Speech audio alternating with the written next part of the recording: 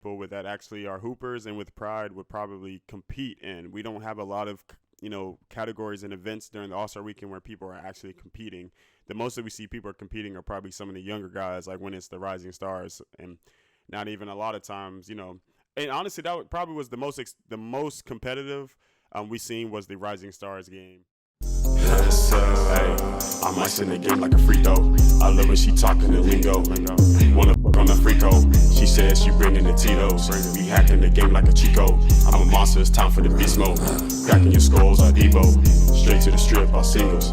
They peeping straight through the peephole. You a lame, you a dork, and bimbo. Oh yes, sir. Oh yes, sir. It's your boy Twan. We back with another video of the OffTopic podcast. This is just going to be another short video. This is just mainly me just talking about my thoughts on this past All-Star weekend that just happened. But before I even begin on just really specifically what I liked or disliked about the All-Star weekend, I do want to go over from my previous episode. I had gave you guys my selection or picks on each category, who was going to win each category. I was definitely wrong. I definitely was 1 out of 6 on picking the right people on who was going to win. The only thing I got correct was the Steph versus Sabrina 3-point contest that Steph won. I was definitely wrong that the West, I thought the West was going to hoop. They did not hoop.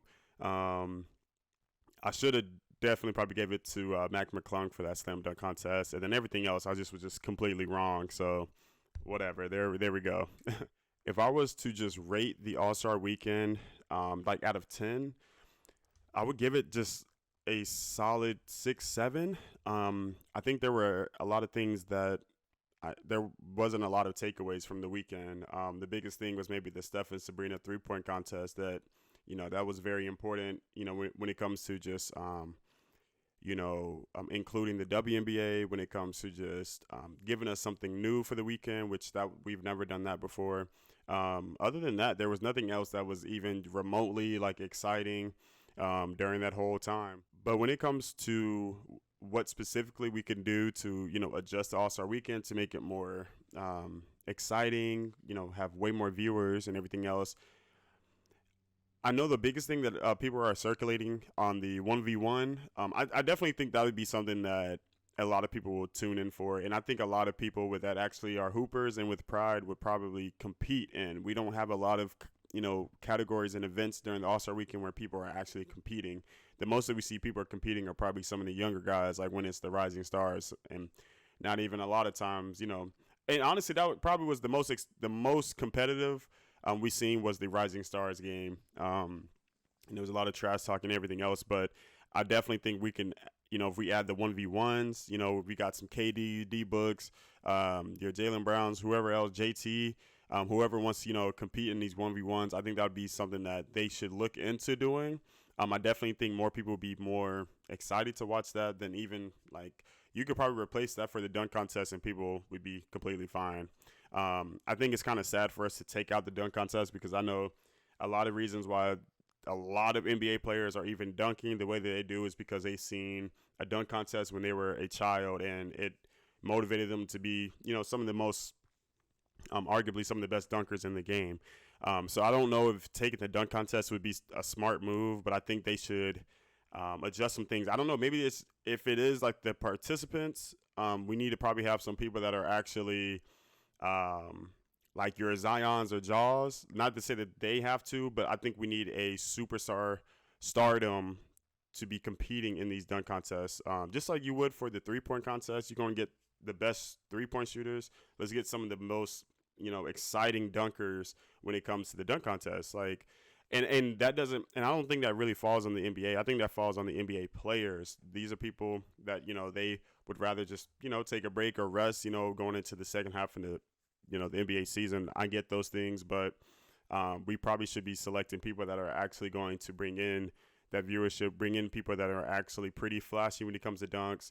I think it was kind of a letdown with Jaylen Brown's. Mac McClung is a dog, man. Like, his dunks are, every dunk he had was like, okay, yeah, that's a 50, but everybody else is just, I don't know. Like, these are, I don't know. I think it's tough. I think it's definitely tough. These are a lot of in-game dunkers that they are selecting, but we need some people that are actually dunking that are making it look pretty, One adjustment that I think they should even look into doing for the All Star Weekend is doing like an old school versus new school. I definitely think that the new school players would be competitive just because they want to play the best amongst the best, but they also want to prove a lot of these old heads wrong. I know a lot of them want to go straight at their head. You know, Shea, is a big one, and I'm sure he wants to just compete at every level. So I know for the new school, those who are selected for those things. So I think, you could go about it as you could be considered a new school if you played less than like 4 seasons. And then you're an old school if you play more than like 10 or 11 seasons. You should be considered an old school player. And I already know that the old school heads, they're not going to want to lose to the new school. And right there, just that narrative right there is going to give a lot of traction on the old school versus new school, I think. I think a lot of players will be a lot more competitive because just as much the new school wants to be the old school, the old heads don't want to lose to the new heads. So it's like that's going to bring out competition. But those are really just my adjustments. Consider the 1v1. Maybe consider having, some actually people that are dunking the ball in the NBA that are just, they make it look good, just make it look good. Or just, maybe try something new with the old school versus new school. I think that those are, a few things that we should, can take a look at. I'm not sure what all they would need to do for the All-Star Weekend to get back to what it used to be. But I know that the NBA is not going to go another season of a very just mediocre All-Star break. I think they're going to make some changes for next season. But I think it's still important, for these players to still be recognized for, making it to the All-Star Weekend. Outside of all the negative things, there were still a lot of good takeaways from the weekend. But other than that, we are always hoping for a better, a new and an improved All-Star Weekend moving forward.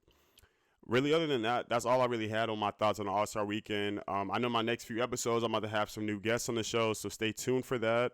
And then we really are just prepping for the second half of the NBA season, getting ready for the playoffs. So things are about to get real competitive soon in the league. I know a lot of players and teams are about to start trying to win as much as they can so they can find a good spot into going into the playoffs and everything. And then real soon we have the play-in tournament to get into the playoffs. So other than that, man, thank y'all for tuning in, continuously just supporting me and showing me love. But until next time, man, I'll see y'all on the next one. Yes, sir. Let's get to it.